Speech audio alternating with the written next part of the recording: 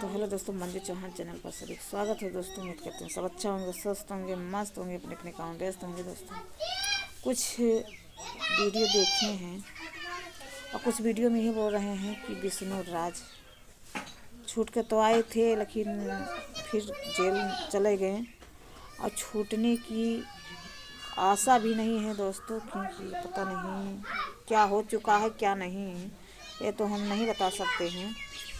क्योंकि ऐसी ऐसी दिक्कत में, ऐसी ऐसी प्रॉब्लम में मतलब हो चुका है। और अब मालती भाभी की ना रहने की वजह से अब पता नहीं क्या। देख लीजिए, अर्जुनों घूम रहा है, अर्जुनों कोई पकड़ने वाला नहीं है। अर्जुनों पकड़े तब समझ में आए कि मतलब अर्जुनों तो मोहम्मद है कातिल, ऐसे नहीं है। वो तो मौजे घूम रहा है और विष्णु का पकड़ पकड़ बार बार पुलिस ले जा रही है।